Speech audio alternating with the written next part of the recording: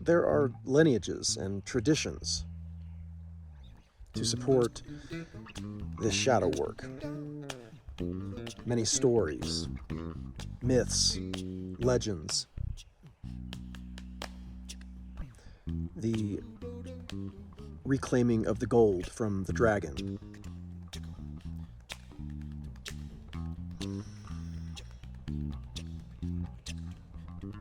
And this work that you're about to see is about that.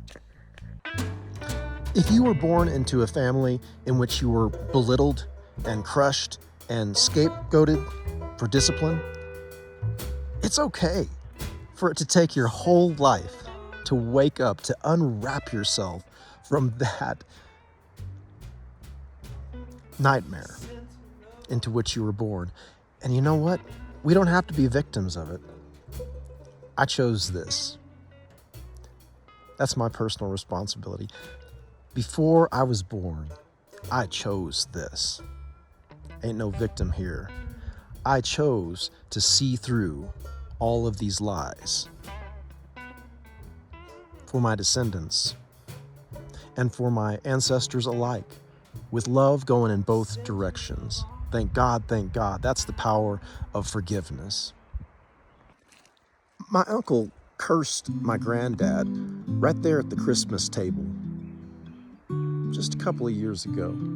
Now, my granddad's been dead for over 25 years now. Instances like that give me insight. They give me insight into where I came from,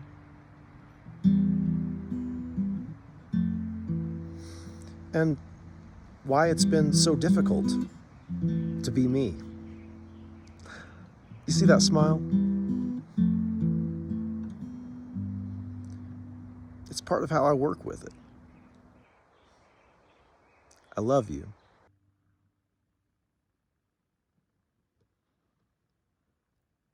Every day I hungered for you, nothing more to do or say.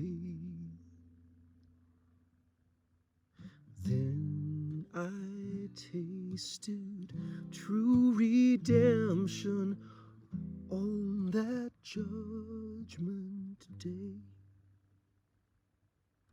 Hallowed is my name's misfortune,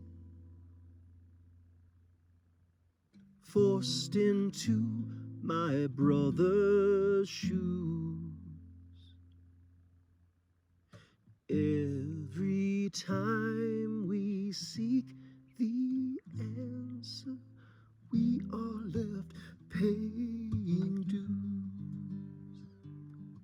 We are left paying dues.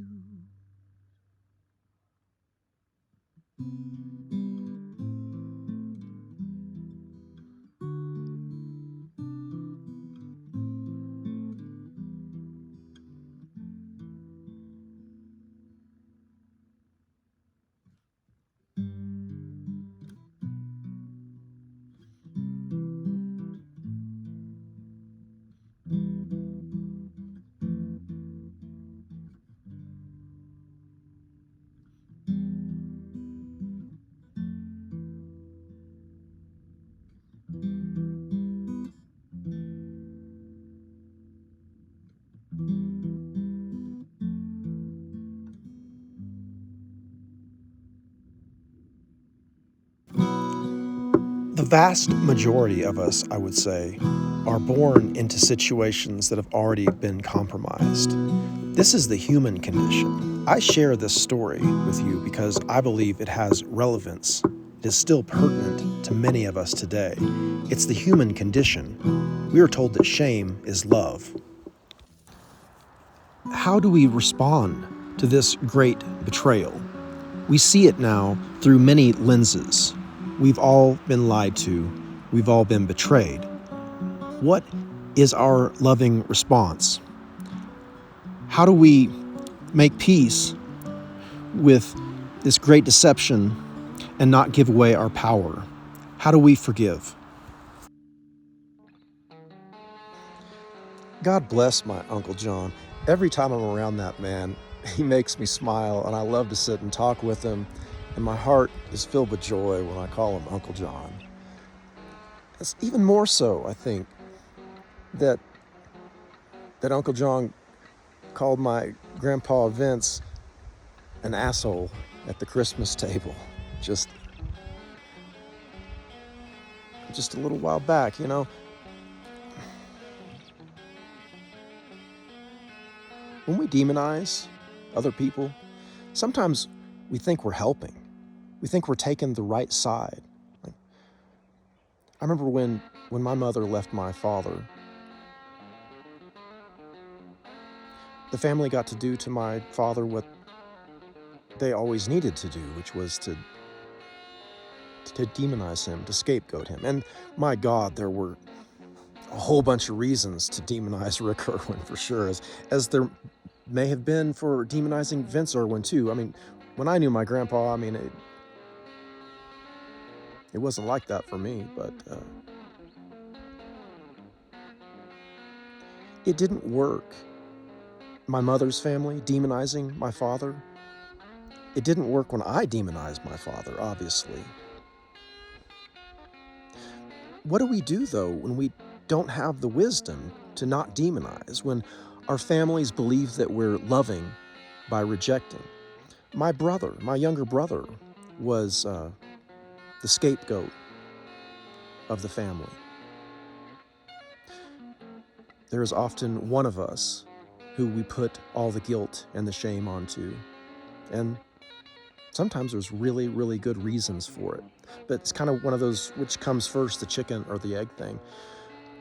Personal responsibility is a beautiful thing, and we all must be tending to our own business all the time. And also, there are these families that we are born into. There are these familial situations. Upon much study, I have discovered that my family on both sides were shame dealers. Scapegoating, shaming, trying to get good behavior by putting people on shit lists. No. Personal responsibility, yes, and this is the work that I've had to do to rise up above my familial curse. The curse that Uncle John so clearly reiterated right there at the Christmas table. And I love you. I will call things as they are, and I will love you.